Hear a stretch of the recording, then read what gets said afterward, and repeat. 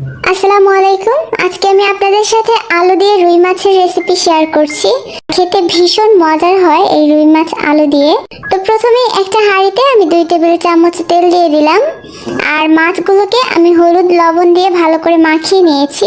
এই মাছগুলোকে দিয়ে দিচ্ছি। যখন একটা সাইড এরকম ভালো করে ভাজা হয়ে যাবে তখন উল্টিয়ে দিচ্ছি। মাছগুলো উঠিয়ে নেওয়া হয়ে গেলে এই তেলের মধ্যে দিয়ে দিচ্ছি আলু।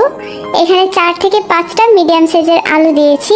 একটুখানি লবণ আর হলুদ দিয়ে এই আলুগুলোকে একটু ভালো করে ভেজে নেব। তো আলুগুলোকে একটু ভালো করে ভেজে নিয়েছি, দেখতে পাচ্ছেন কালার চলে এসেছে আলুর মধ্যে। এবার আলুগুলোকে আমি উঠিয়ে নিচ্ছি। উঠানো হয়ে গেলে বাকি তেলের মধ্যে আরো 1 টেবিল চামচের মতো তেল দিয়ে দিলাম। তেলটা গরম হয়ে গেলে হাফ চা চামচ থেকে কম, একদম অল্প দিয়ে দিচ্ছি পাঁচফোড়ন।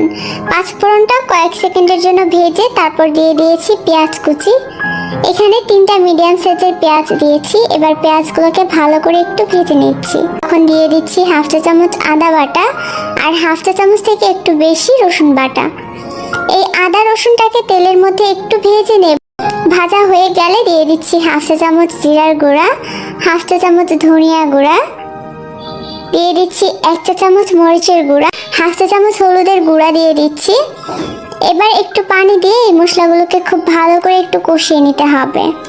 আপনি মশলা যত ভালো করে কষাবেন রান্নাটা তত দারুণ হবে। একটা সময় দেখবেন তেলটা এরকম ভেসে উঠেছে আর মশলাগুলো কষানো হয়ে গেছে। ঠিক তখন দিয়ে দিচ্ছি টমেটো। এর থেকে পানি বের হবে, তো পানিগুলোকে শুকিয়ে একদম কষিয়ে নিতে হবে। যখন দেখুন পানিটা একদম শুকিয়ে যাবে, তেলটাও ছেড়ে দেবে, তখন দিয়ে দিচ্ছি আলু। আলুটা মশলার সাথে দিয়ে 1 মিনিটের মতো একটু ভেজে নিলেই হবে। যখন দেখবেন ঝোলটা একদম শুকিয়ে গেছে, আলুগুলো ভাজা হয়ে গেছে, তখন পানি দিয়ে দিচ্ছি। ঝোলটা পরিমাণ বুঝে দিতে হবে, যেহেতু আমাদের আলু 90% সেদ্ধ করা আর মশলাগুলোকেও কষিয়ে নিয়েছি, তাই এরকম সমান সমান করে ঝোলটা দিয়ে দিয়েছি। আর যখন ঝোলটা এরকম টকবগিয়ে ফুটতে থাকবে তখন মাছগুলো দিয়ে দিচ্ছি। এখন ঢাকনা দিয়ে ঢেকে অল্প আঁচে এই রান্নাটা কমপ্লিট করতে হবে। প্রায় 5 মিনিটের জন্য আমি অল্প আঁচে বসিয়ে রেখেছিলাম। এবার দিয়ে দিচ্ছি কয়েকটা কাঁচামরিচ। এটা আমাদের রান্না কিন্তু একদম কমপ্লিট হয়ে গেছে।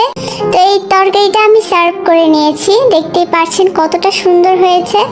তো আজকে এই পর্যন্তই। সবাই ভালো থাকবেন, সুস্থ থাকবেন। আল্লাহ হাফেজ।